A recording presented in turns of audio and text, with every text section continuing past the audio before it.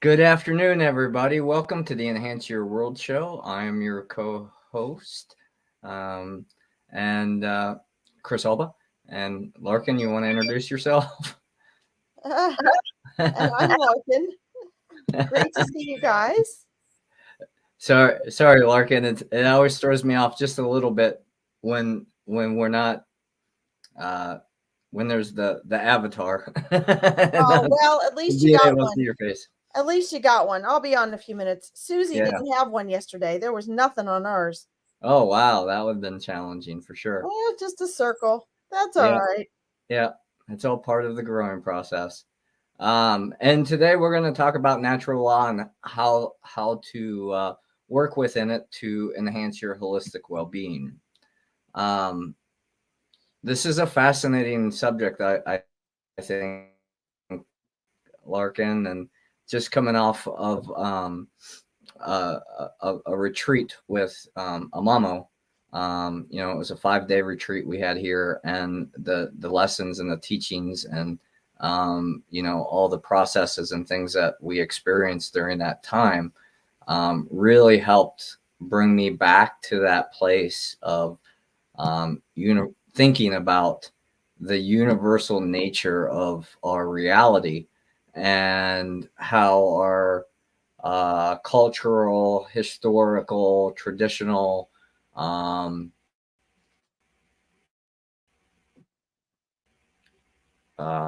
teachings of how we've gotten to this point can sometimes hinder our true potential growth because we create these rules or excuses or beliefs that give us temporary comfort, but don't allow us to see beyond our own identity to what or how we actually are showing up in this 3D reality. So that's really powerful. Does And that make and sense? absolutely, that's really powerful. And I think we need to give the audience examples um, for Yeah, those for sure. for those thinking in mindset terminology. I'm going to sort of translate what Chris said into mindset Thank you. terminology too, because it does translate into that. And I think a lot of Mhm. these things translate cross culturally, not necessarily meaning geographic culture, but just the way we were raised, the language we use, the arena that we're in. A philosopher would describe this as differently than a mindset coach, who might Mhm. describe it differently than a historian. So I think, and that would be different than a psychologist.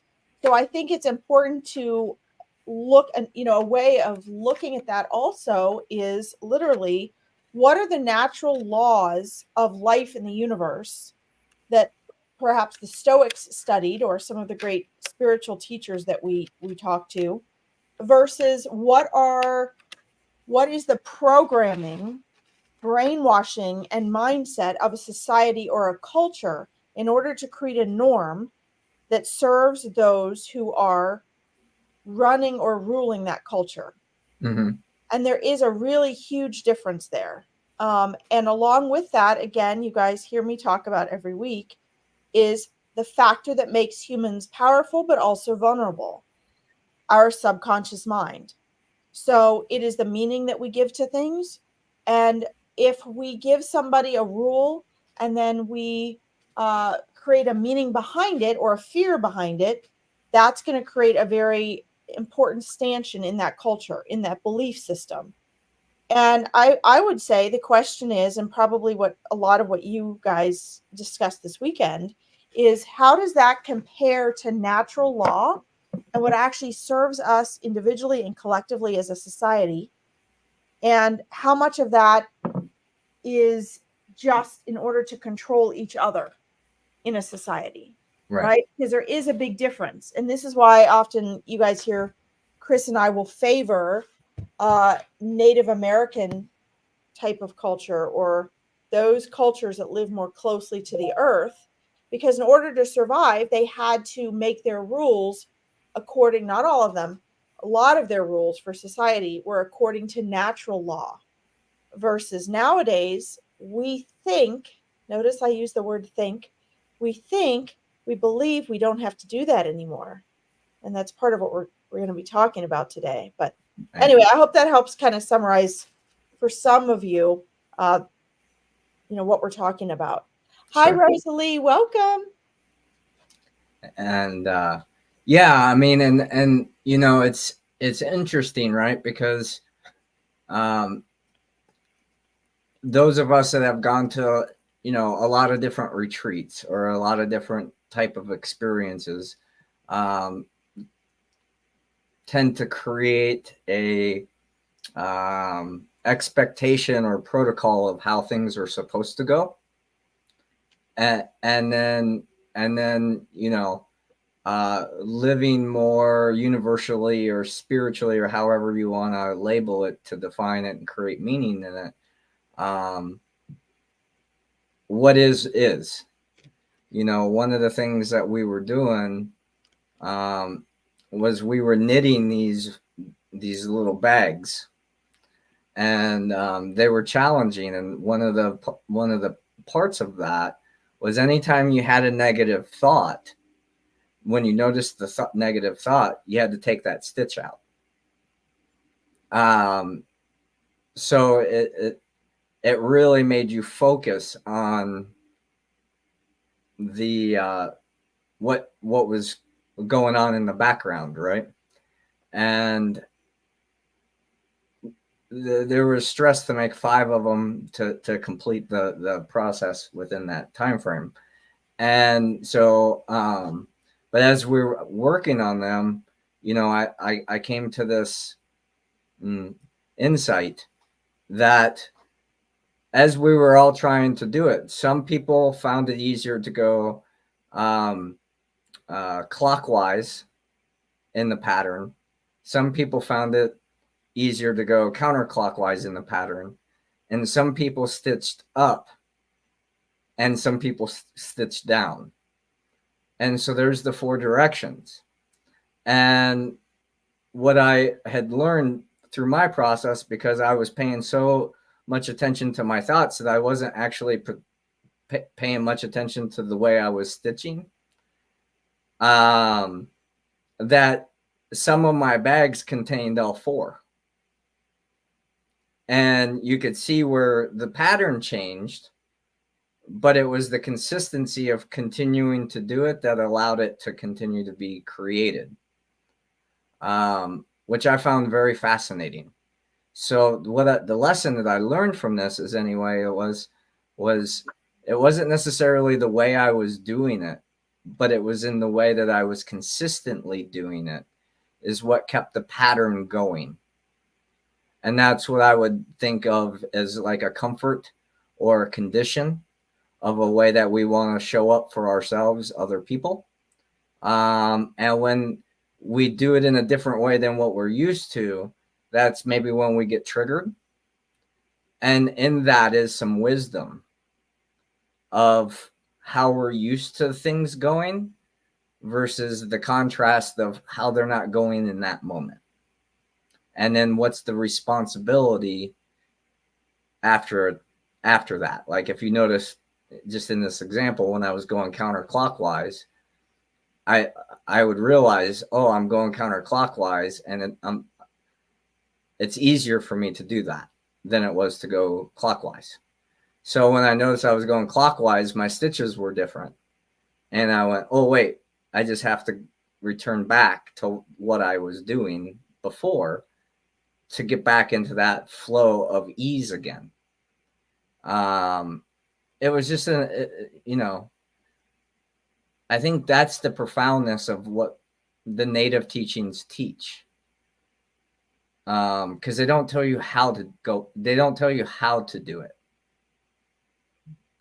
necessarily. Like there's a right or wrong way. In fact, there was a mistake. We were eating a very specific diet, and we were in the kitchen and we put celery in the salad because it was available, because there was people here that weren't on the fast, and it was just there. So we just used it because it was available. and later found out that we misstepped the protocol because of our ignorance. We didn't stop to ask, and we just assumed that it was okay. And so the Mamo, in his grace and his understanding and patience, he said, don't give yourself a hard time. You didn't know, but now you do, and just don't do it again. And I think that's such a great, looking back in my life, that's when I found self-compassion. That's when I found true self-love. Was like, I did as best I could till I learned better, and then I allowed that awareness to allow me to grow in the way that I lived within my own life and how I relate to the lives of others outside of me. Wow. I'm so excited that you shared that. And there are so many hundreds of directions in which I'd love to respond to this. Well, my mom and I were just speaking about this the other day. She's a Montessori teacher. Mm-hmm. And I grew up with both of my parents being teachers, and both very close to the natural world. And, they always shared and taught with us other cultures and things. They both taught naturally very much the same way that you're talking about. And you guys have heard me mention Montessori on here before. And some people, Montessori, just like homeschool. Some people love it, some people hate it. But the truth is that most of Montessori is not really in alignment with what Maria Montessori did anymore. But essentially, what you're talking about is the most natural way for us to learn. It's using our kinesthetics. So it's using all of our senses and our physical body, not just our cognitive mind, to learn, which is one of the issues in society. And with being so overly emphasized upon cognition and cognitive intelligence, Mm-hmm. we ignore natural intelligence, spiritual intelligence, emotional intelligence, social intelligence, psychological intelligence, the intelligence of the body. And this is part of what in neuroscience, is applied as well. And so you can take Chris's example and really what they are applying, unbeknownst to native cultures, they were most naturally doing what we now know scientifically is actually the best way for us to learn. And I, after coaching, mindset coaching and transformational coaching for over 15 years, when I hear what you guys did and the weaving that you did, I have to laugh because, that's probably an example now I will use when I speak to students and clients, because one of the things that you were basically sharing, Chris, is that in these native cultures, in these natural ways, the cultures teach and allow members of society, just through doing things that are useful and natural, to make their own mistakes, to discover things. And, I'm doing the very thing we're saying we don't need to do by explaining this, but I'm doing it for two reasons. Number one, that's what people are used to here. We're used to having these things spelled out. And when you spell them out and you try to teach them from the outside in, it's a different learning process, which is why when I coach, we use people's lives to do it. What's happening? That's what you guys were doing with the weaving. Right. And I want to also just remind everybody, that's very symbolic of the habits that you always hear us talking about, the weaving and the mistakes. I love that, where you were saying you have to unweave it if you have a negative thought. Mm-hmm. You have something physical, mental, and emotional even to look at. Then you have to experience the fact that you've had to pull out a stitch. Mm-hmm. And so you can see there's a consequence. Whereas oftentimes in our lives, we don't recognize those patterns and their consequences. And, when we come in and we destroy other cultures that are learning and teaching people the way that you guys did over the weekend with the weaving, for example, we are removing, we're removing a level of standing in your power, a level of connecting with yourself, a level of knowing and realizing the natural laws that we're going to be talking about today for oneself. And when you allow that, you have a whole culture where everybody understands and respects the natural laws, and they want to follow the same rules because they're based on that natural law. Right. Versus what we have today in our culture is we force these things, we force the rules from the outside in. And then we also try to force some natural laws, but most of our rules are not based on these natural laws. Right. So what you have is people who are resentful, who want to rebel, who don't agree. When everybody understands natural law, guess what? There is no room to disagree because you know it for yourself from the inside out. Right. So I can't thank you enough for sharing that, Chris. I think this is, it's just absolutely priceless. And my mom was just saying to me last week, the way people need to learn, the way they do in actual real Montessori, is you have to use your body, mind together, and you have to get it in the neurological programming by actually getting into something physical.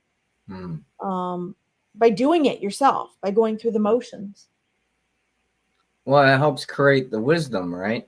And going back to that example, we all joke the hardest part was the beginning of the weave.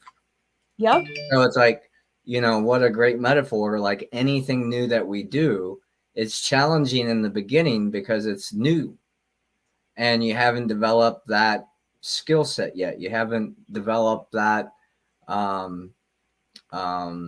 connection between the mind and the body.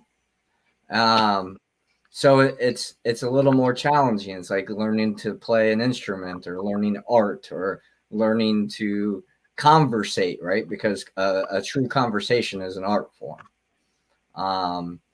It's learning to develop these things, and at first it's challenging, but the more you go through it, the easier it gets. The more you do it, the easier it gets. The more and then you look proficient at it. I mean, some people have been doing things similar to this most of their life. So when they were shown, they were like, "Oh, I got this," and then they were able to help those like me that struggled the whole time to make sure that we are, creating it, the way that it's supposed to be created. Because when I was left to my own devices, I made a really beautiful doily. It didn't turn into a little bag. And it took me a few hours to like look around and like see how everybody was wearing theirs on the finger, and I'm holding mine up and it's like, about this big, and it's like just flat. And I'm like, wonder what I did here. And I kept that piece. To me, it's not Absolutely. a throwaway. It was like my first attempt. Yep. And I'll keep that as a reminder for myself, on my altar as, hey, if I want to be proficient, I have to take one step at a time. And not all of the steps are easy. They're simple, but they're not easy. And the reason that they're not easy is because I'm unweaving all the things that I've done into my past and what my ancestors have done in the past. That's what's healing. It's undoing those cycles, those beliefs, those stories, this is the way it has to be. This is the way it has to be done because this is the way that I was taught. This is the way I was told. And using universal or natural laws is the foundation of everything. It's like the law of gravity. We might not totally understand why it works or how it works, but we all have an example or at least an understanding that it works. And then once we have that acceptance, we can use other natural laws, like the law of flight, like the birds, to create transportation such as airplanes and helicopters and gliders and all these other things that emulate what nature has already provided for us by observing nature. So we don't have to fight about the teaching. We can just witness it, that it works. Right. Yeah. And I think that's a key point there is we live in a society where we make up the rules. Right. And then we can fight about them. But right. if everyone understands the natural laws for themselves, which is what native cultures have done, it's a totally different thing. And again, guys, I want to remind you all, what is this doing? This is we're distinguishing here between a false or a fake reality and a reality that is really in sync with what's beneficial to all of us, right? A more natural reality where we all are in sync. We're all resonating together. Everything is going to be serving us individually and collectively when we are making our societal rules and boundaries and laws out of natural law. And why is that? Well, it's naturally what we all need, right? Versus what we have now that is force fed. See, the programming is the same. In other words, the way that our subconscious mind is brainwashed and programmed is the same regardless of whether we are being exposed to learning and experiencing natural law or fake man-made societal rules. Mm-hmm. So we're going to react the same way. In other words, we're going to create a belief system about it, comfort zones about it. But what the programming is very, very different. And when you're making the rules that we make up as human beings in order to acquire power or make money and get what we want, and that goes on for generations, you have a belief system that is morphed and passed down and passed down and passed down. And the core of that is lost. Whereas what you'll find in what Chris's example is these cultures have passed these things down for thousands of years based off of natural law. And I feel like I have to throw this out there because I could see people jumping in and arguing and saying, well, every culture has those things from thousands of years ago. Sure, they do.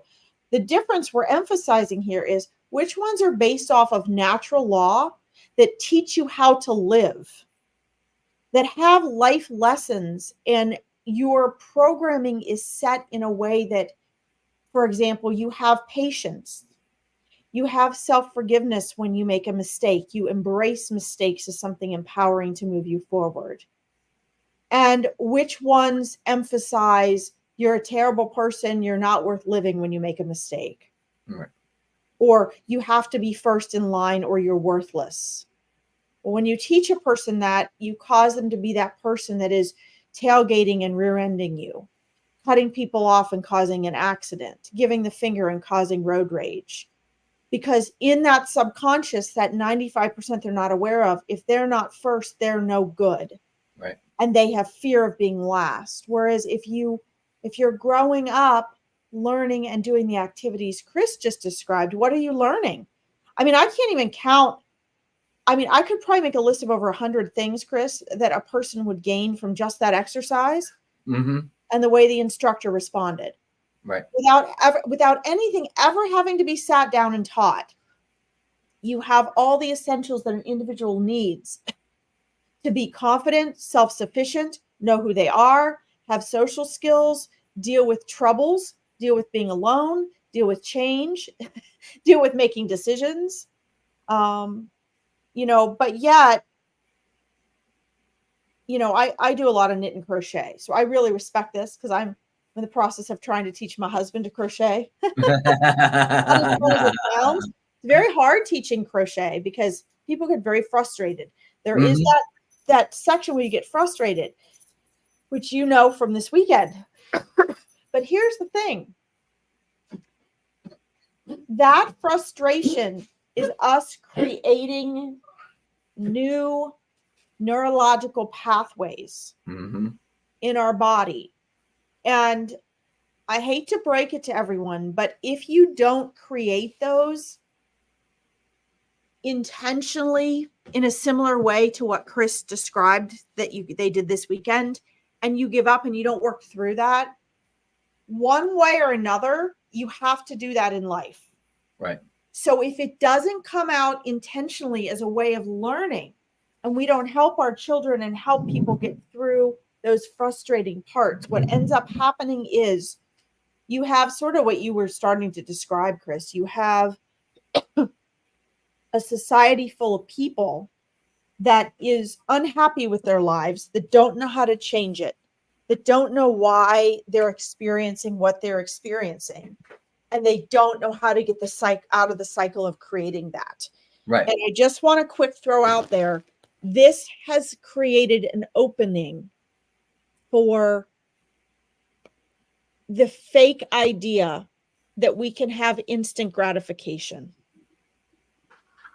And it has made us all vulnerable to that being marketed, to that being used to take advantage of people who are struggling and suffering and vulnerable for the sake of making money. And I just feel like I have to throw that out there, because if we grew up doing what you did this weekend, that wouldn't be there. I mean, the reason I can say that, and I've worked my way out of things, is because I grew up with parents who taught me that way. Right. Plus I went to school, and where do we go about making that shift back in our culture when those running society don't want that to happen? Right. Where's our power as a collective? Right. Throwing that out to you, Chris, because I know you got great answers for that. Well, I think going back to the educational system, and grades, right? Like that's like something that's force fed to us. It's not, do you understand the subject matter, but how do you score on a test, or to prove to yourself and others that you do understand. Yeah, it's fake. It's false. and instead of having that versus, hey, someone takes better tests, than somebody, they don't have to study that hard, or whatever their flow is for them that works for them. The reason it's working is because they're in the flow of what works for them. And that can create curiosity. And I think the total power of the collective in our communities is being able to observe and witness other people in circumstances, places, ways of being, whatever, that are working for them, and use our curiosity and openness to learn from them. And then that allows us to grow. The people that were really good at and proficient at knitting, those were the people that you wanted to learn from, because they already had it figured out. You didn't want to ask me, who's being challenged in that circumstance, because I haven't really done that much in my life as far as that one thing was concerned. And I think that's the value of community, is our diversity, and we all do our part. We all play our role, and we create these conditions and these labels and these circumstances within our experience of life to find that we can't do it all ourselves. And it's through our relating to other people that and expressing to one another and sharing with one another and having experiences with one another that we enrich our experience of life. Yes, we have to be our individual self, which is unique, which is special, which is priceless, and you know, um, be the best version of ourselves through our own identity, not through the opinions, judgments, conditions of things outside of us. At the same time, to honor the differences, to be grateful for differences, to be grateful for variation, to be grateful for a rainy day versus a sunny day, because that is the fullness of our experience of life. And the more we can unconditionally love and accept variation, the stronger we can be as a societal organism, because that's really what humanity is. We're not here to save the planet. The planet, Pachamama, doesn't need our help. She needs us to quit hurting her so she can heal easier. There isn't extinction going on. There isn't, these challenges that we're seeing in nature. When we're observing, the reason we see these things is it's part of her cleansing process. And we put meaning on it, and that gives us a directionality. And, the mamos are known as, the protectors of the earth, and a lot of the speak, a lot of the things that the stories we were told,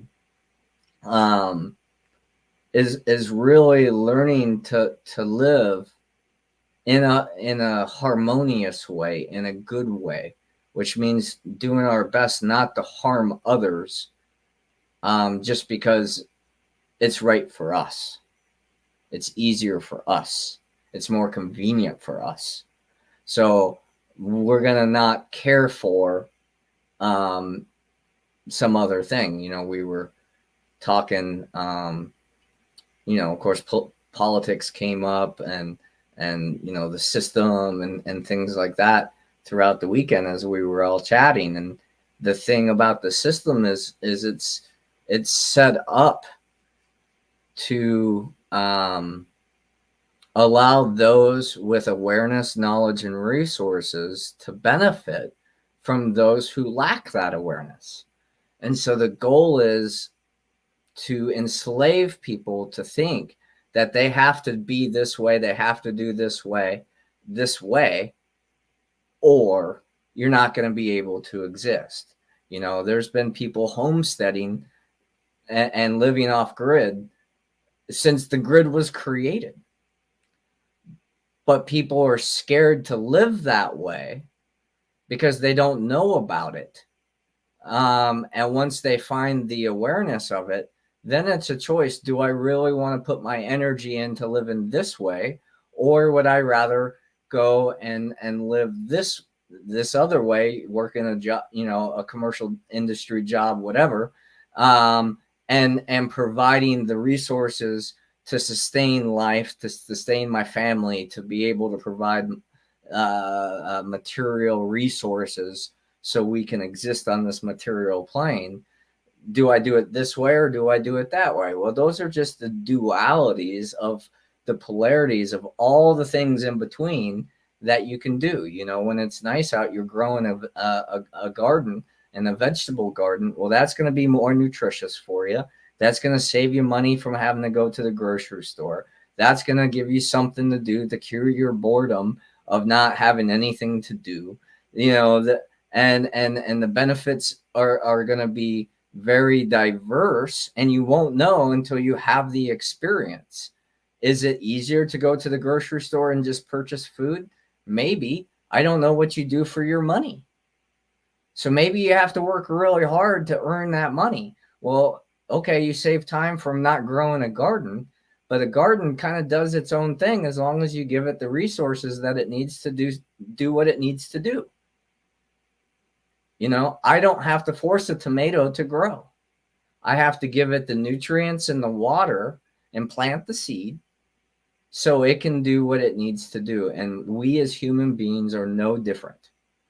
A little more complex maybe, but we're no different. We need the nutrients, we need the awareness, we need the love, we need the compassion, we need the understanding, the patience, whatever, however we want to define the multidimensional self of our being, one of consciousness, which is the source. If we're gonna,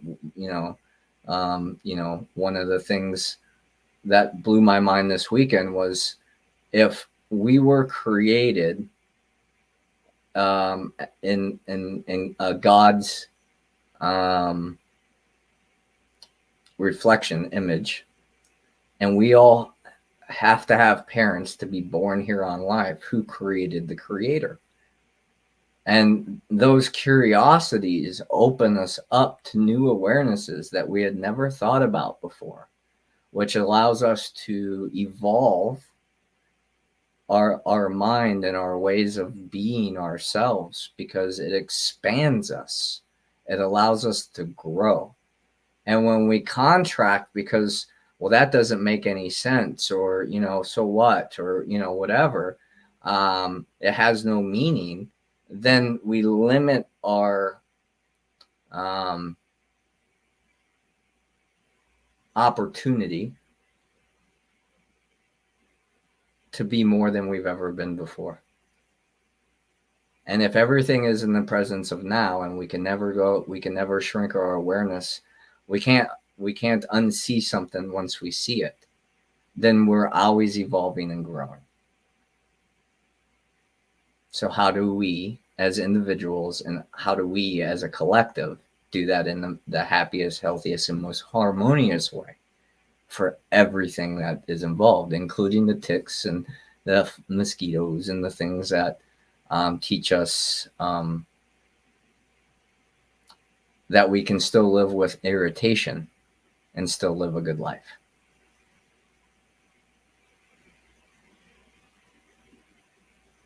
Chris, I think that's so powerful, and there are several things that come back theme-wise to me as you're speaking, that if we really break it down and simplify all the brilliant things you just shared, and they are so relevant.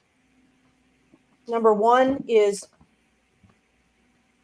a lot of these issues that we're talking about, a lot of our personal and collective issues, most of them, as a matter of fact, would be resolved if we just return to nature. Mm-hmm. And that means our connection individually to nature. It is, it is something that we're sort of taught and take for granted is an option. You know what I mean? We look at it as though it's an option. And what I want to emphasize here, and really what you shared today, brings to all of our attention that it's not an option. Do you know what I mean? It's a must. This is something that has to happen. Mm-hmm. And I don't think people see the connection between their own personal struggles, the things that they're struggling and suffering with that they want to change and what they want, and what we're talking about. Mm-hmm. You know what I mean? I feel like we have been taught that is separate. And even, when we were growing up, this has been taught with this white European culture that came over, and so many cultures around the world. But mostly what we have now is, we have certain large cultures throughout the world that are very separate from nature. Mm. And I want to invite everyone to just think about, what are some of the connections there? We had dinner with friends a few years ago. Hi, Natalie. Happy Tuesday. Thank you.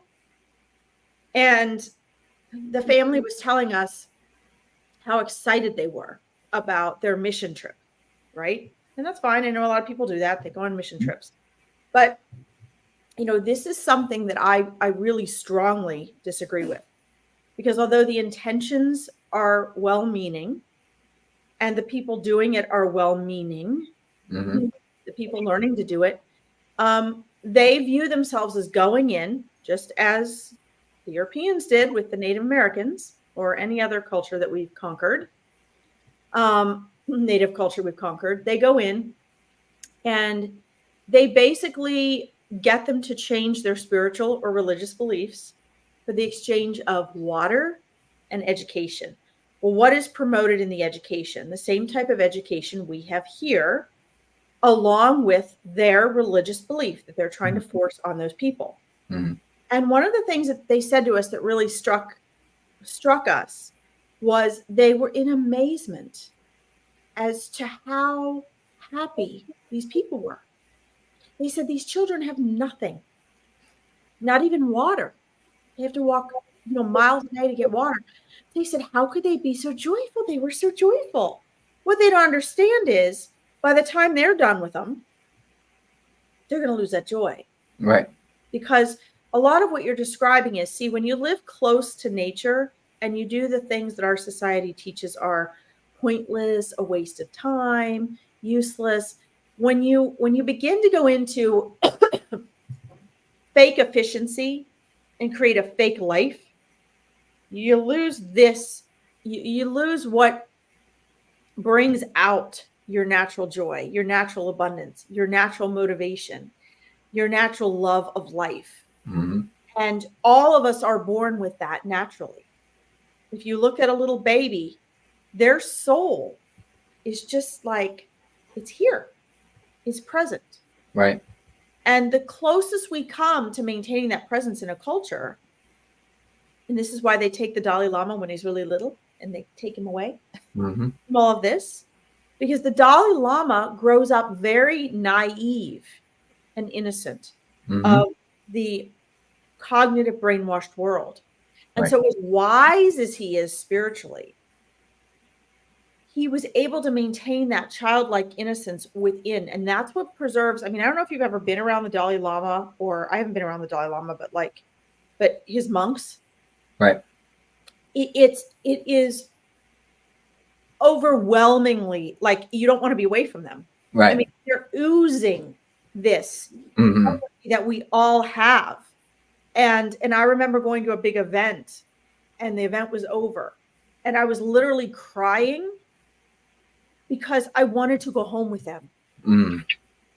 I mean, because of the energy. Right. Their energy of being in their presence was unbelievable. Right. And so this is kind of interesting because on yesterday's Angels in Action, I was talking about innocence, how we look down upon it. Our society frowns upon innocence and naivety, but that's our pure self. The lack of innocence and naivety comes from our cognitive brainwashing and programming. So then we can judge people. We can say, oh, you don't know that movie? Right. Oh, you don't know what this means? Right. And this is why I never liked clicks. Right. That's what makes clicks work. That's what makes the popular people work. Right. Right. And so I want to remind people that in everything Chris has shared that I just find absolutely priceless. And I think these are the types of workshops and things that we should do if we do workshops and things. But this type of nothing replaces experience, especially if you want to reprogram, and nothing beats returning to nature. Right. Because nature is the great teacher. Right. If you don't learn from nature, you die. Right. And it doesn't have to be that extreme. It's like, if I don't know how many of you guys have gone camping. I mean, I've gone with people that have never been camping before. Oh man. I've been there too, and it's like no. And as a woman, it's even worse. Because if you're a guy going and you have a buddy that's a guy or women that go, they'll look up to you and they'll let you help. Right. If you go as a woman with men who have never been camping, but let's say they have military experience, but they've never gone, or whatever, it's a nightmare. It's an absolute nightmare unless I thought these people were good friends. This was years ago. But I mean, literally, we packed up my shit at 2 in the morning and went home. Right. Because I said, we're not going to have I said, let's not put the wet wood in the fire. This type of wood, that's not going to work. Well, they didn't listen to me. Ha ha, I'm a woman. And then they couldn't get the fire going. We had no food. We had no warmth. So finally I said, look, I'm the only one that's been camping here and has outdoor survival experience, woman or not. If you're not going to listen to me, this is all my shit. I'm packing it up because they didn't know how to set up a tent. Sure. I'm packing it up, putting it in the car, and you're driving me home. I don't care what you guys do. So instead of me calling my family to pick me up, they drove me home. But this is what we did in the middle of the night. So my point is, guys, is that, and I actually long for this. I love to do this. There's something about putting yourself out in nature, even if it's for 24 hours. And you might say, oh, we got to collect the wood. Oh, we got to light the fire. But there's something fulfilling and peaceful that will arise within you. Mm. And you start to see that actually in the needing to collect the wood, in the needing to make the fire just right, yeah, it takes up your whole afternoon. It does. But something starts to shift inside of you. Mm-hmm. And that something is what each of you is missing every day, that's causing you to be like, my life sucks. And I don't know about you, Chris, but when I look around, I am so sad. And this is most of my clients. They're spending their life mourning what they don't have, the relationship they don't have, the money they don't have the perfect job. They're not sitting in Santori in $1 million condo, working 2 hours a week from a laptop, drinking champagne and eating caviar, waiting for their private jet. Absolutely. And I chased that dream. And, I was, for me, I went to the adult industry into drugs because it was the easiest, most efficient way to have that lifestyle without having to put in the work, which in itself was work. And it took me a long time to realize that, that for me, I had to be that I choose to be. I don't have to be. I choose to be cause driven versus compensation driven, because the compensation, if I'm focusing on that, I'm not focusing on actually being the best that I can of service. Even when I was in those industries, I was caring, I was considerate, I was loving, and wanted the best for people. And, myself, the way I chose to adulthood, I had this belief that I wasn't going to be capable of serving at a high level because I dropped out of high school. And what I found was that whatever industry I went into, I excelled at it because of my natural ability to be myself and to give what was needed to get anything accomplished. Whether that's good, bad, indifferent, that's judgment. Those are opinions. And I'm so grateful to be in this place where I am today and be able to share from my heart and from my experiences of what most people are too scared to question or to experience for themselves, which is when I can fully release some of the shame, guilt, and fear that I've carried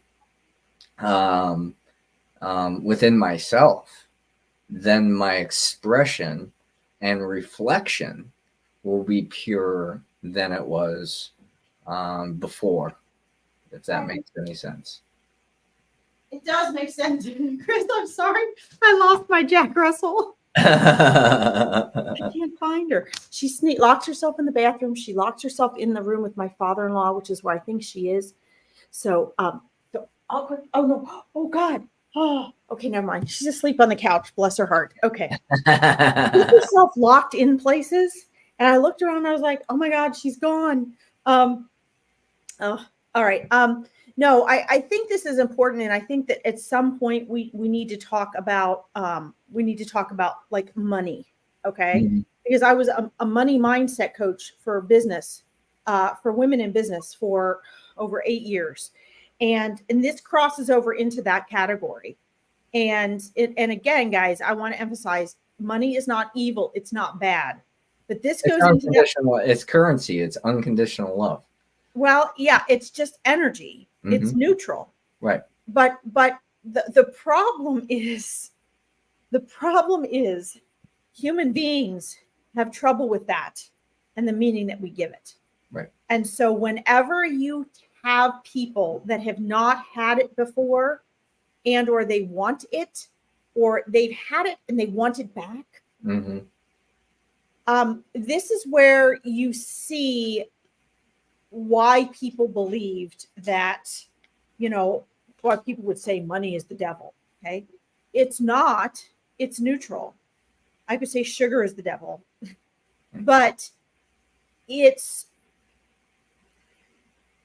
the concepts and ideas that we have of the things that we want, the desire that we as humans want out of things is so irresistible to us.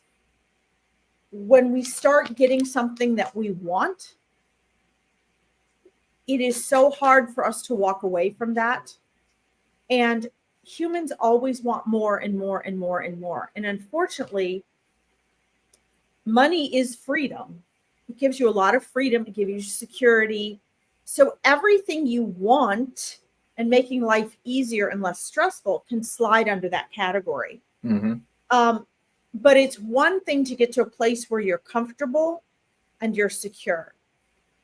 It's another when greed starts taking over. Greed is and it doesn't have to be about money to have greed. Right. Greed is very fast acting addiction. It almost goes on autopilot. It's like, you'll see it. And many of you might never experience this on a personal level.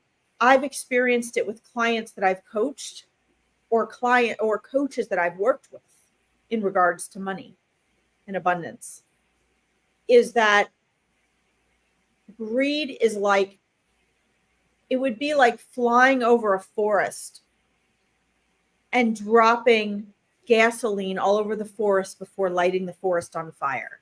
We think a forest fire lights fast. I mean, I have watched clients transform before my eyes, not in a good way.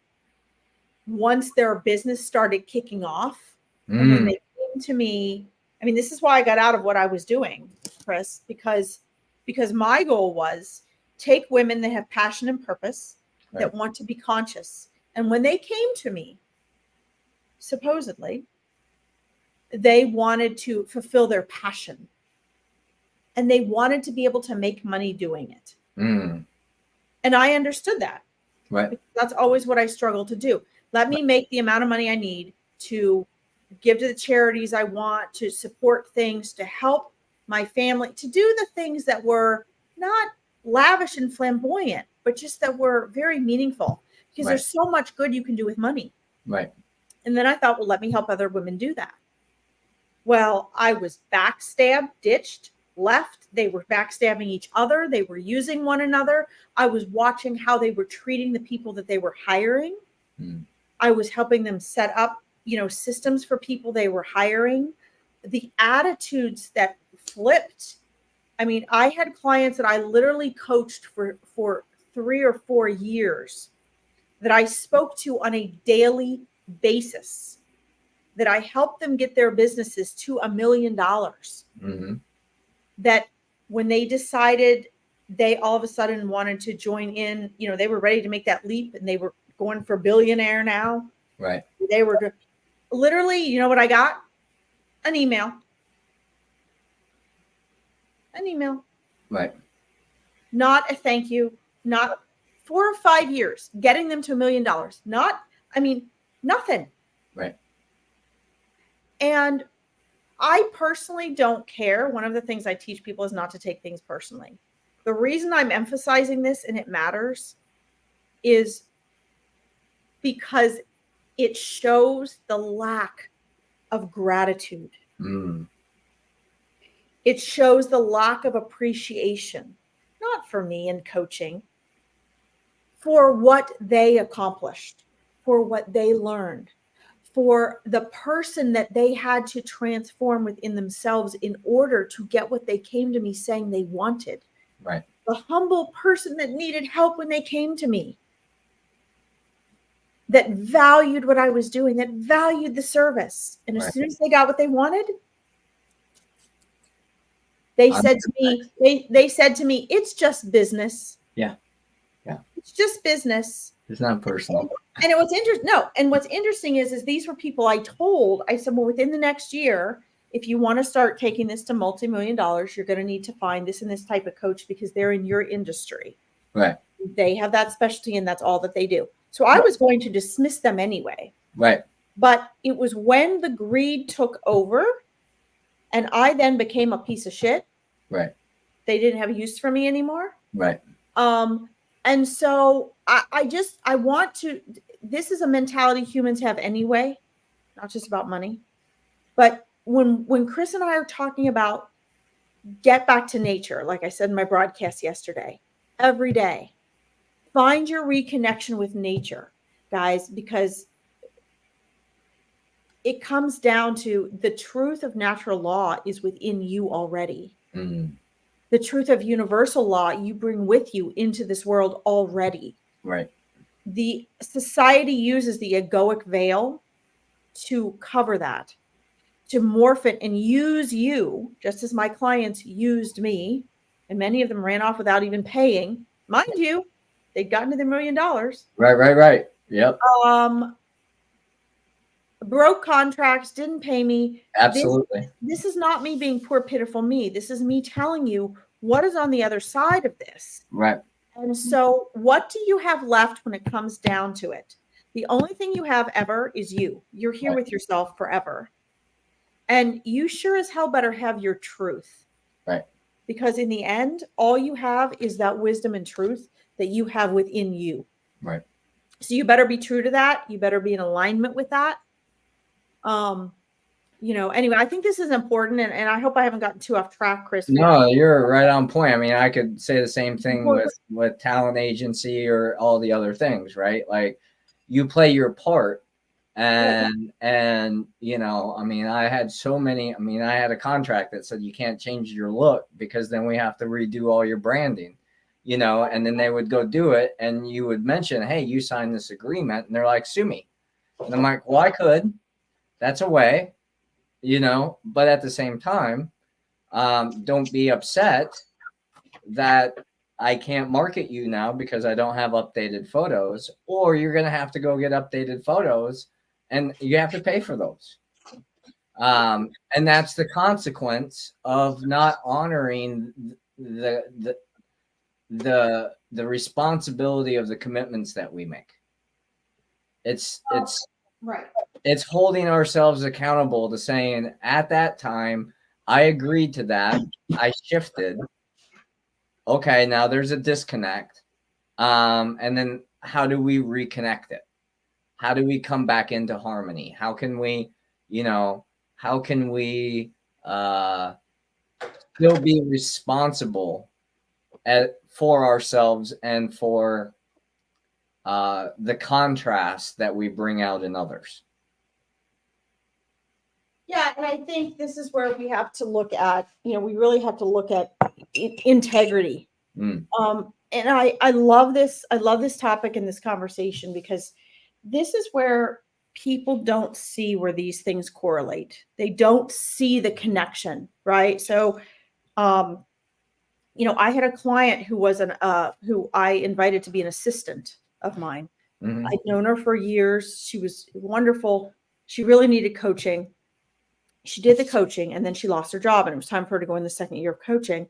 I went ahead and I just had her pay a little bit in the down payment, and I let her, she said, I'm good for the money. Okay. Well, she was always good with money and good with her job. Well, we had talked about her working with me because I wanted to have someone that knew what I did and believed what I did that I knew. And so we set this up. And guys, I just want to remind you of this because this is human nature. And this is something that there's a karmic element to this. Okay. I was creating a new section to my business. And I said, well, I can't give you that full-time position now, but I can have you help me create it. Right. And she wanted to do that. And I said, but you have to get another job, get another job. So the place that let her go was offering all these new jobs to the people that they had let to go from their original job. But she didn't take one. Right. She was offered dozens of them. She didn't take it. And I kept reminding her, I can't pay you what they're paying you. Right. And I will not hire a client that has not finished my program and paid me yet, because that's part of, I have to know they can follow through. They're going to honor their commitment. They've been through my program. She didn't do it. Well, guess what? 6 months later, she decided she'd slowly stopped, doing coaching, but we'd sit down for a Friday meeting and she'd be gone. She wouldn't be there. Where would she be? She decided to hop on a plane and fly somewhere for the weekend with friends without letting me know. So of course I couldn't hire her, right? Because I didn't have the corporate structure that she did well with. Right. And so instead of, and guys, this is another lesson here, and this is part of the lesson of the weaving that you get that you were talking about. What I should have done was been upfront like I am, and I should have said, hey, this isn't working, and this is why. And here's my fault in it. I didn't want to hurt her feelings. She was so excited every time she sat down. I kind of, she knew what she was doing, so I didn't. Right. Well, in the end, she didn't finish her second year of coaching. She ran off and basically disappeared. She got upset because I wasn't paying her the salary I said I would pay her if this worked and things got set up. So she was helping me, and I was going to give her a discount on the coaching. Right. But my point here, guys, is even people you think that you know well, it is human nature to want to take advantage of that energy exchange.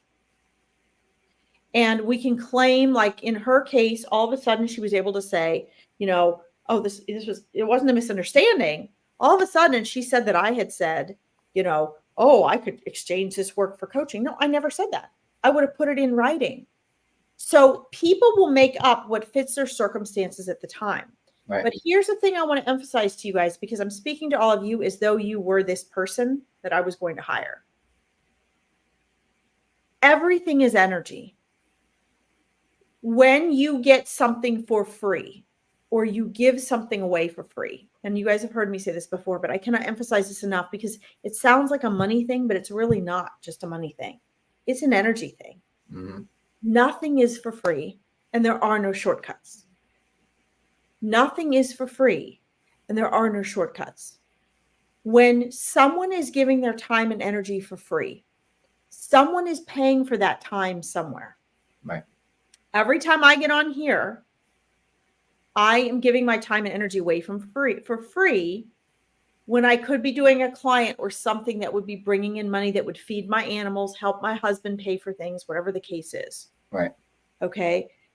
We are all sacrificing something every time, and that's our choice. Mm-hmm. But understand that if you have a pattern of wanting that, grabbing for that, competing for that, or allowing people to give you that you get what you give, that energy comes back to you.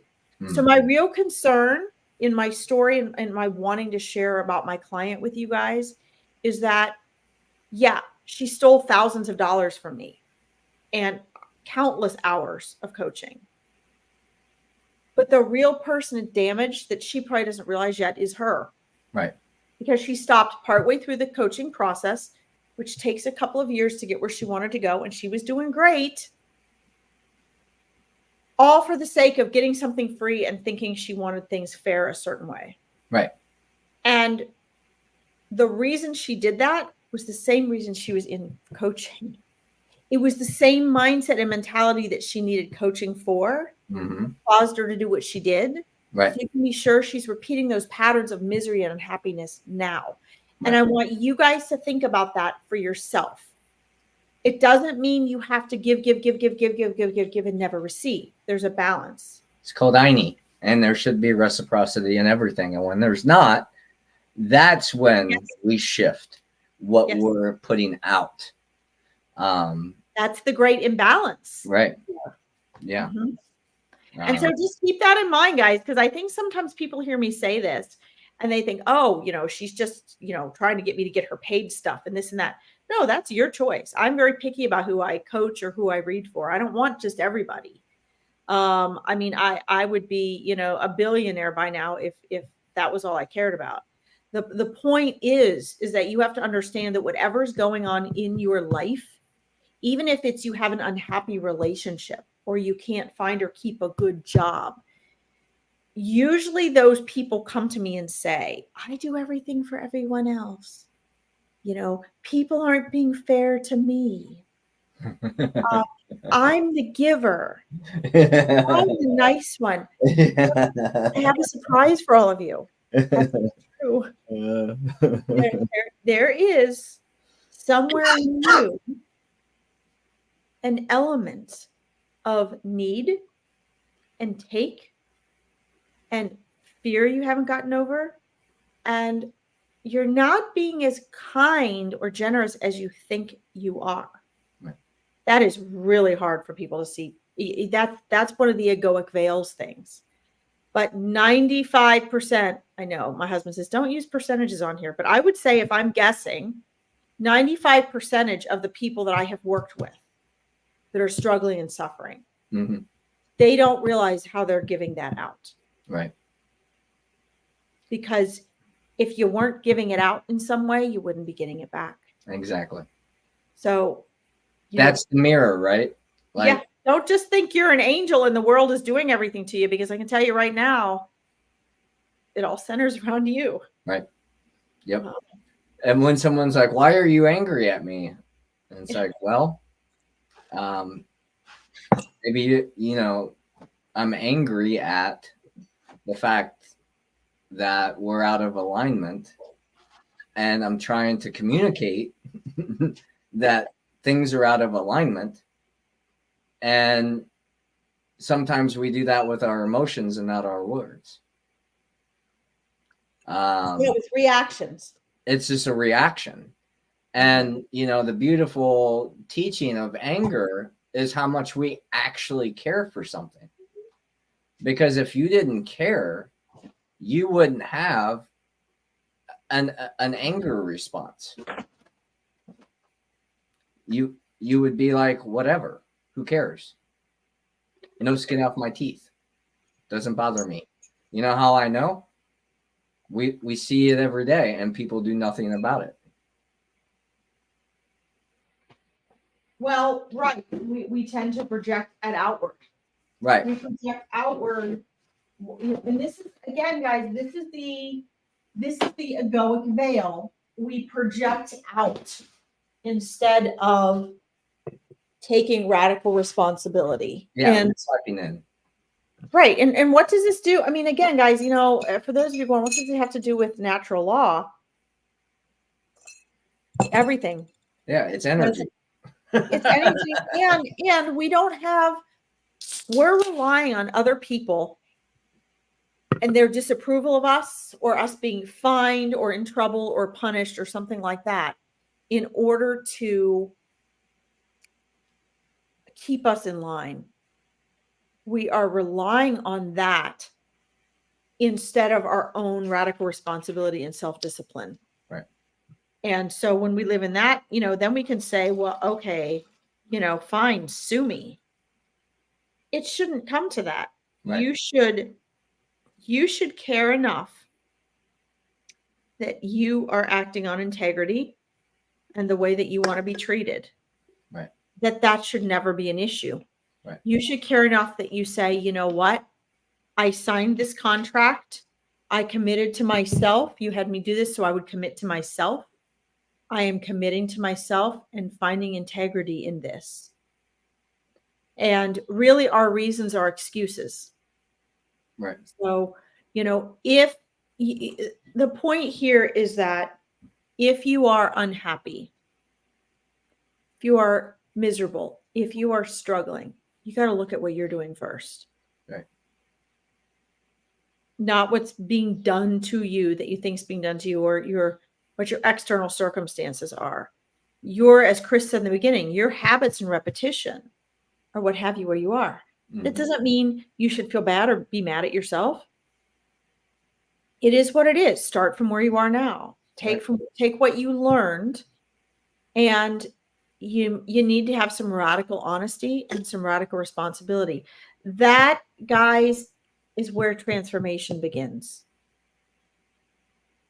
I especially in readings, I always hear about, oh, my family this and my family's hard on me and they pick on me and they're not nice to me and this and that. Okay. Welcome to the world. Right. So just have that experience. you can keep feeling sorry for yourself and wallowing in it. Right. Or you can do something about it. And the only way you can ever do something about anything is taking radical responsibility, because as you shift your internal responses, your life shifts around you, including people. Right. Absolutely. And a personal experience. We just had all these ceremonies this month in April. It was a wonderful, wonderful month for the organization and for, healing and all those things. And my dad came to me yesterday and said, we need to talk about how you use this land. And I'm uncomfortable when you're having all these things here because it limits what I'm able to do, because I don't want to disturb you. And I said, I understand that. I said, totally 100% respect that. And I agree. And it's something that we do have to come to some kind of harmonious agreement with. I said, but before we can have that conversation, I want you to know that, yes, I benefit by being a part of something, by having an experience, by allowing and creating opportunities for others to join in this experience that we're doing. And also those that we are praying for, that we're holding space for, that we're sending love and compassion for. Those are all part of what we're doing here. And so if you want to focus on just yourself, that is your right, and I honor that. And we can also look at all the benefits that are happening outside of you because you sacrificed so this opportunity could actually take place. Working the job, saving the money, purchasing the property, allowing me to live here, giving me the opportunity and allowing me to actually do the things. Like, I'm so honored and grateful for that.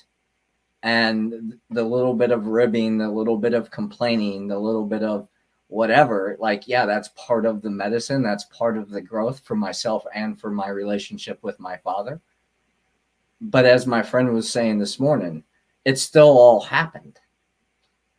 You still got to experience it. You still got to create it. People still got to have their opportunities and gain what they gained. So that to me is the duality of oneness, of wholeness, because there was both light, the good stuff that we all experience and the experience that we had, and the contrast that came from someone that didn't get to have that same experience because they chose not to participate in it. But they still helped create the opportunity, so they were part of it.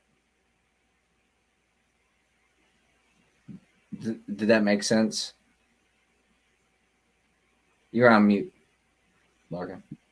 Sorry, my Siamese is crying in the background, so I muted myself. It's interesting because that's, it's all about choice. And I find it interesting this week too, because I love when themes come up on different broadcasts, the same themes. And, again, it's in a reading last night that I was doing on a live. The same topic came up with this lady. And it was so neat because, what came through to her was, there's like these fine lines in choices that we make. Mm-hmm. And the difference between like a boundary and when we are allowing ourselves, when our ego feels like, oh, I'm being walked on, or I'm being told what to do, or I'm being walked all over. And there's a difference, understanding the difference between when that's really happening and when you really need to bend and give in and adapt for someone, and the reciprocity that comes from that. Mm. And what people have a tendency to do is not have good enough boundaries, or any boundaries, but then they allow themselves to be walked all over. But then they're resentful and they don't want to bend and give and adapt. If we just flipped that, if we had the boundaries that were clear and consistent, so people felt secure, they knew what they were, but then we didn't, we're not allowing ourselves to be walked all over. But then we went ahead and gave in to things that really matter to them. What we'd find is our relationships are so much better, because the reciprocity that we would get back from the gratitude from those people is phenomenal. So somebody wants to do something, you're like, well, what about my way? What about what I want? Just, that means something to them. Just do it their way. Right. But the key is if you don't have boundaries anyway for yourself, then you're not going to want to do that, because you're going to feel that you're being taken advantage of. Right. You're not going to want to give in and bend for them. But if you have boundaries and you feel in your center, it's not going to matter. Yeah. Please tell a person with good boundaries, because I can see if they have that pattern or not. Right. And I admit I don't have too many boundaries. I have standards that that I want to live by for myself, and those that I keep in my life.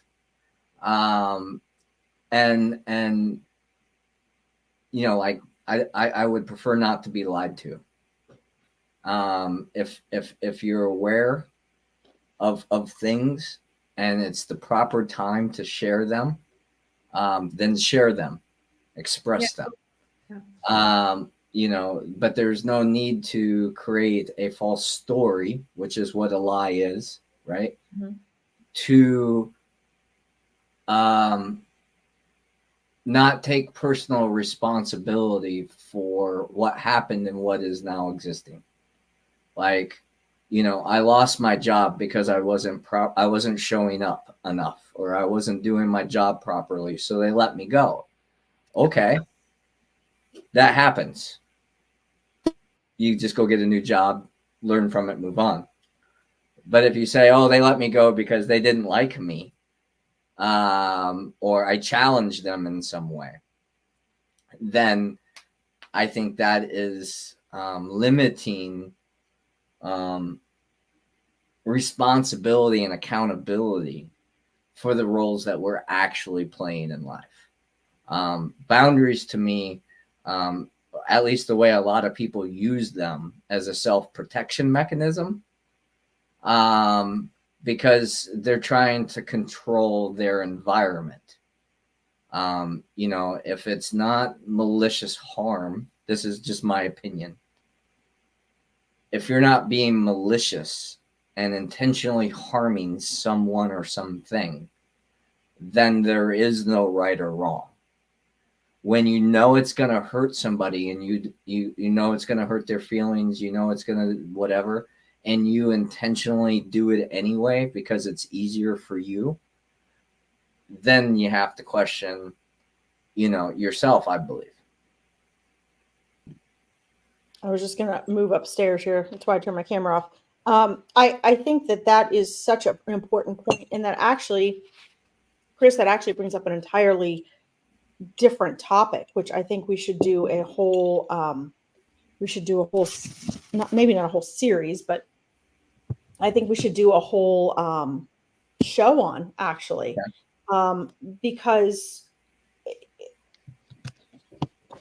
what you're referring to is, I mean, and I agree with you. It's a really good point. A lot of people need that, though.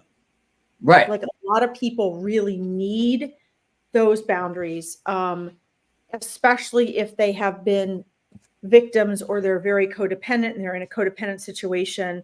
Even if they're the, the one mistreating other people, a lot of times that's because of lack of boundaries, because the boundaries replace their reaction to their sense of insecurity and lack of control. Mm-hmm. But you're right. And what I find is that when I teach people who don't have boundaries, and they keep taking that, eventually the idea is it should integrate naturally, so that they don't have to view and look at it as a boundary. It's just more of a standard, right? A way of being. Right. But some people have to be taught that manually because they didn't learn that as a kid, right? Whereas if we go back and we talk about, we see your comment, Chrissy. If we go back and we look at what we spoke about in the beginning of this broadcast, and we're talking about returning to nature and natural law, if we were all raised according to that, we would all have boundaries that were very rational, that made natural sense, that we could discuss upon. Whereas now, because we're living in such a fake society that we've created, and we're so detached from the actual real world and what's natural to our brain and bodies and emotions and nervous system, we are all creating our own fake boundaries. And it's not so much even the boundaries, I think, that are the problem. It's kind of what you were saying, how and what they're used for. Mm-hmm. It becomes, when a person doesn't have them and they learn them, oftentimes they're so focused on using them, on mine being respected. Yeah, you violated my. So what's happened there again is that the ego again has taken a good thing, something that should be useful, like it does with anything and everything, and made its own meaning out of it to use it to its advantage, right? So, for example, I shouldn't be able to say, well, it's my boundary that I don't, you can't, I'm not going to ever talk to you again because I have this boundary of, people aren't allowed to look at me that way. Right. And that's again damaging the person that has that boundary. Right. You have to understand, when you have a boundary, you have to understand that boundary starts and ends with you. Mm-hmm. It's not something you're allowed to shove out into the world and try to force the world to change. And we have right now, I find people right now in the early to mid 20s and below, they have been brainwashed to believe that if they feel discriminated against or picked on, or they're looked at the wrong way, that everyone else has to change. And if not, you're out of line, you're politically incorrect. First of all, they don't know what the hell they're talking about. They have no life experience. No offense, but it's true. Second of all, it's going to come back and it's going to backfire. It's going to because that's not life. Right. Anywhere. Right. So in their little bubble of friends and professors and parents who don't want to lose them, and so they oblige. Right. They may think that they're controlling the world, and they get that illusion that they are. Right. But the truth of the matter is that I feel very sorry for those kids. I feel very sorry for that generation, because that's not life. Right. And at some point, when they're outside of that little bubble, and we all have to get outside of that little bubble of people, the world is not going to cater to you. And right. You may, they've been intentionally raised to believe that it will. Right. And that was intentionally done in order to weaken them and use them and separate them from older generations. I mean, I hear them say all the time, your generation has ruined it for us. Right. No, we haven't. Every generation is struggling to make transitions while established societies are trying to tear us down as individuals, and communities we're trying to build ourselves up.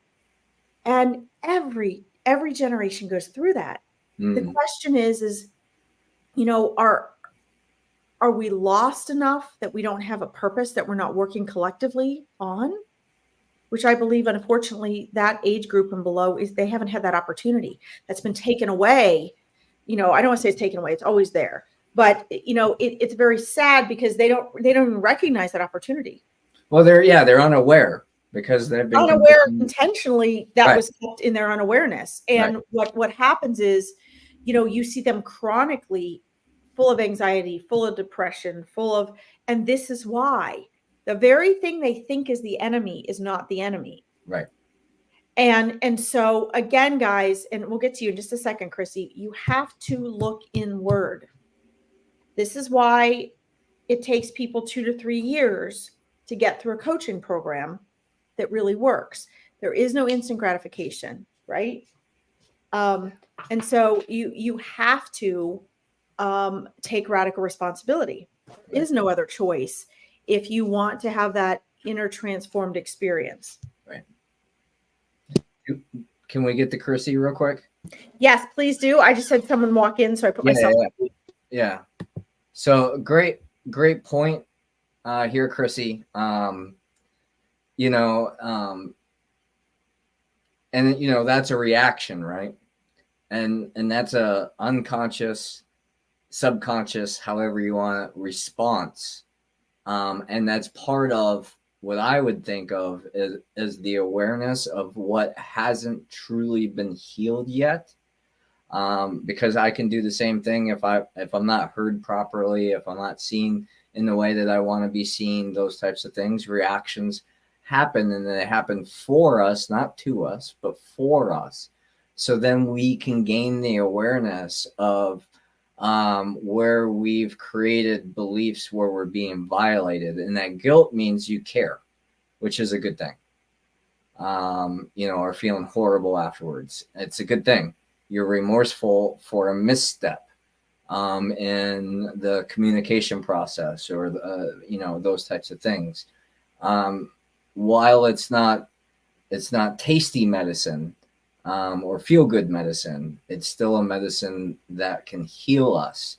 And, you know, as Larkin says, radical responsibility, radical acceptance, and holding yourself accountable. And, you know, if you have the opportunity to express yourself to that person, you know, hopefully things can be mended and repaired and healed. It's not always the truth. It's not always the fact. And, you know, I'm totally guilty, and I've same thing, you know, in so many different ways that, you know, that I've gotten the opportunity to go back and say, you know, I misstepped there. I made a mistake. I had a misunderstanding, whatever.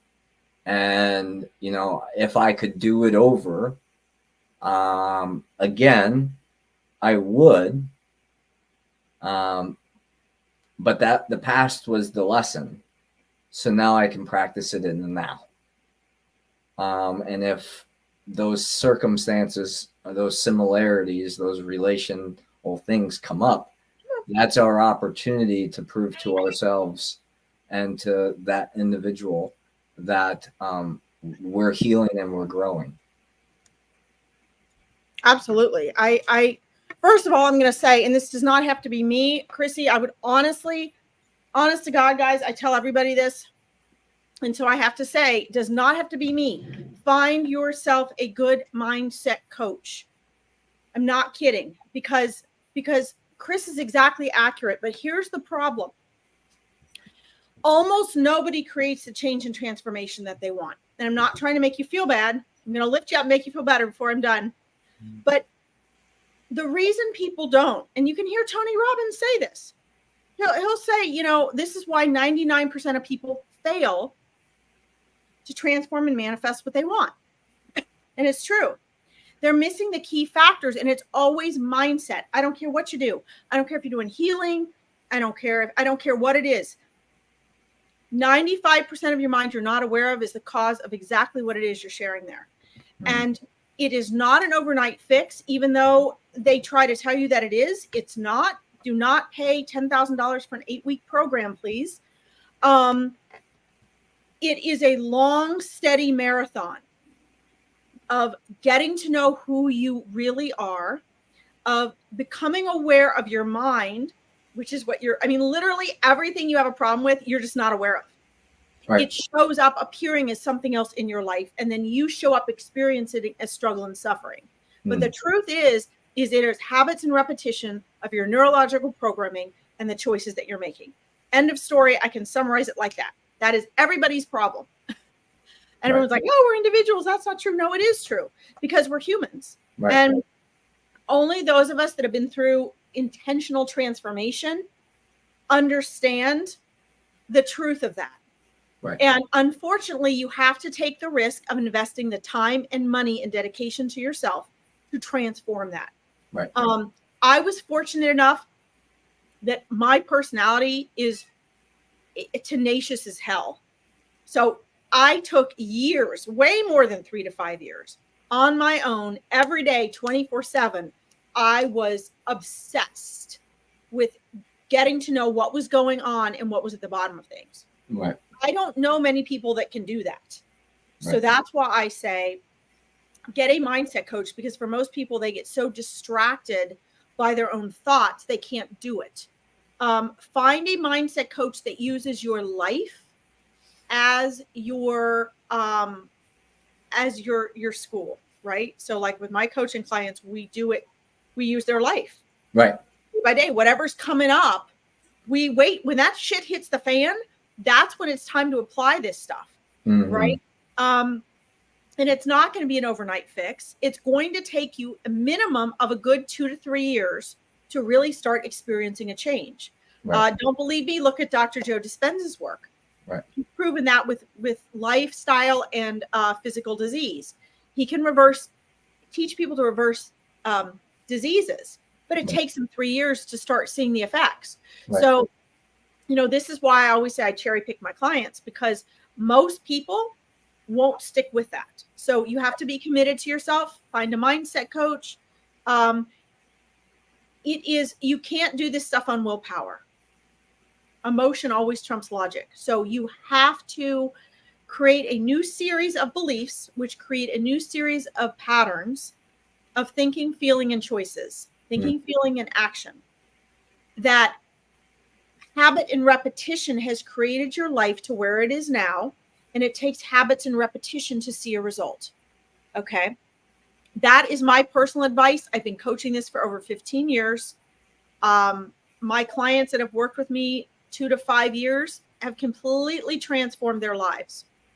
But keep in mind, that is a very small percentage of people. So the question is, how badly do you want to experience life where you don't worry about that anymore, where it's second nature for you to have enough peace inside and self-control? You're not going to worry about what you say because you trust yourself. And you don't have to say it out for an emotional release. You are just, it's like, you could think about it, be like, oh, yeah. Or you don't feel the pressure or the fear of reacting to what someone else is going to say. What we're really talking about here is mental liberation. You're free of what your ego forces you into. Okay. So understand, if we're talking guilt, fear, procrastination, reaction, all of confusion, all of those things are egoic. They're all of the mind. And you don't have to live that way. Right. But we've been taught to live that way. So if you have spent 10, 20, 30, 40, 50, 60 years learning to live the way you are now, then please understand it's going to take you at least 3 to 5 years to start seeing the results. I see the results in my clients immediately, usually within 3 to 6 months. So a good mindset coach will see the results before the client can recognize them for themselves. Okay. Well, it's the speed of light, right? Well, so yeah. like for And it to be manifested in the physical form, it takes more time than the energy. And when we're looking as healers, as coaches, as whatever, yeah. we're looking at the energy of their whole existence, because we're trying to help them organize their energy, right? I mean, When you can see from the outside, right? I mean, So, we can't see what's happening on our own, right? So right. Are you open to that? Are you is a person receptive to coaching? Right. Are they receptive to criticism? Are they receptive to someone saying, I mean, this is one of the things I think Chris and I both have in common. Someone can say to us, hey, you're doing this.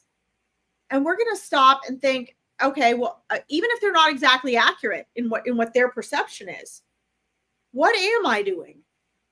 What is my part in this? And that's a willingness to be vulnerable, to look at yourself honestly, because I don't know about you, Chris, but it doesn't seem like it. Neither of us see that as a threat. Mm-mm.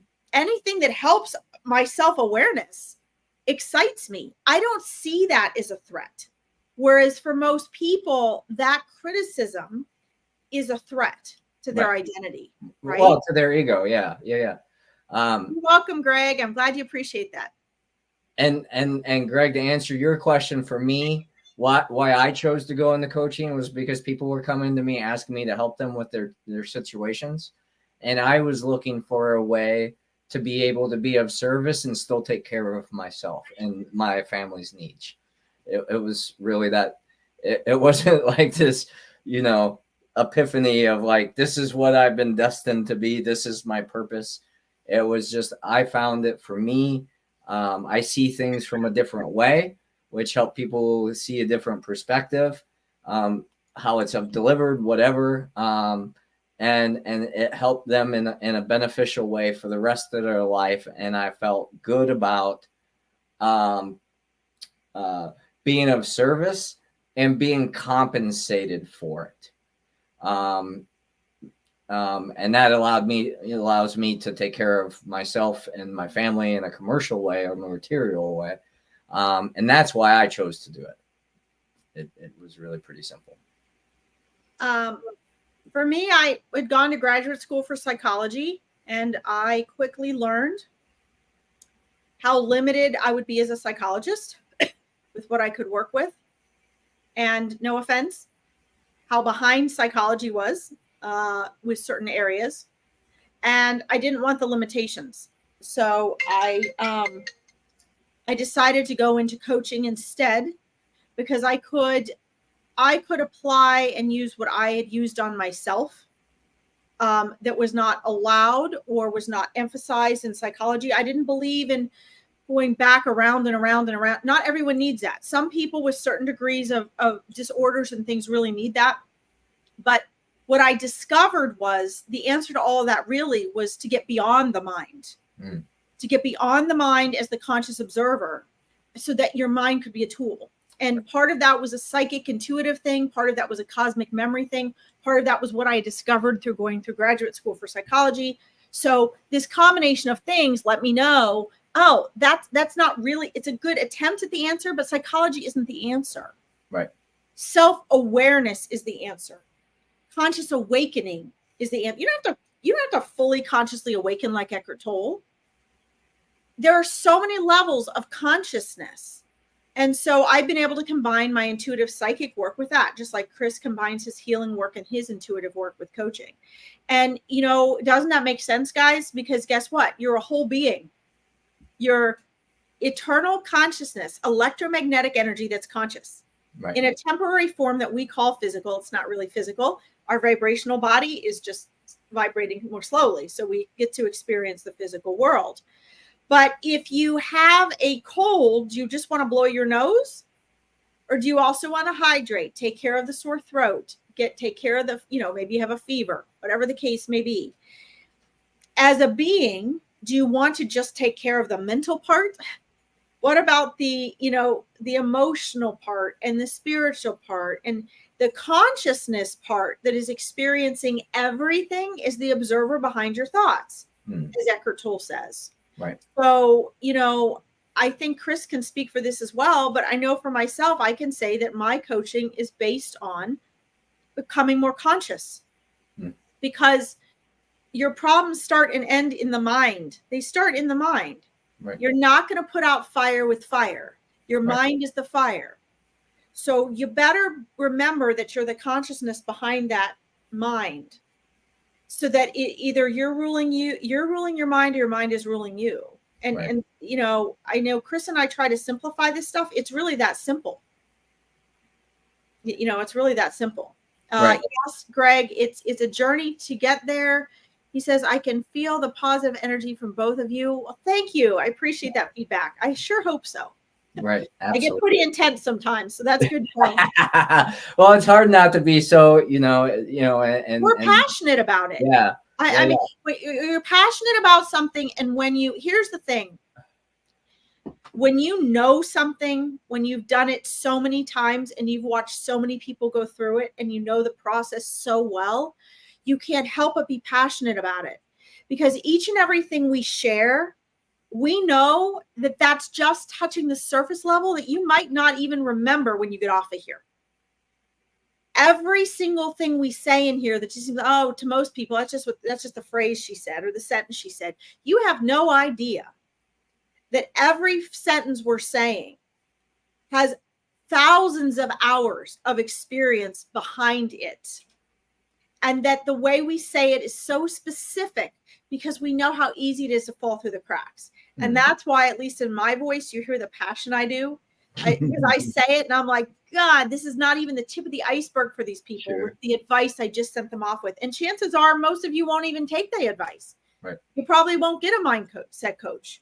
You'll probably come back to this 10 years ago and go, she suggested getting a mindset coach. And it's not just because I want you as my client. I don't. If you want to check me out, great. If you don't. Right. It's just because everybody needs to do this work. Everybody has an ego and a mind, and you're either in charge of it or you're not. Right. So, well, you want to wrap up for the day, because you and I are going to be able to talk. We can talk about this stuff for years. I know. I know. And I said, please, 90 minutes today. So yeah, right. Trying to hold me to that. There's my Siamese, guys. There's a little monster. Don't be fooled by her cuteness. She's gorgeous, but she's loud. This cat is a booger. See, she's looking. Yeah. Thank you so much, Greg. Yeah, that's who you've been hearing. She's awfully gorgeous, though. I guess that counts for something. Yeah. Anyway, I could go into the story about that. I'm going to resist. One, I got many. I got lots. That's the biggest animal lover you'll ever meet. But thank you so much, Greg. Thank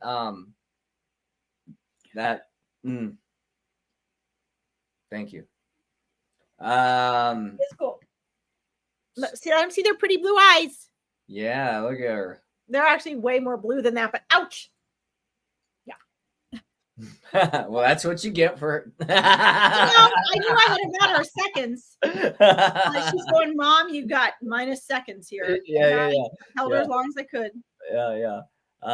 But yeah, I mean, I'm so grateful we talked about the natural and universal laws today. I mean, you're right. I coach that. I mean, that's my program. Gauge, gratitude, awareness, unity, growth, and energy. Why? Because they apply to everything.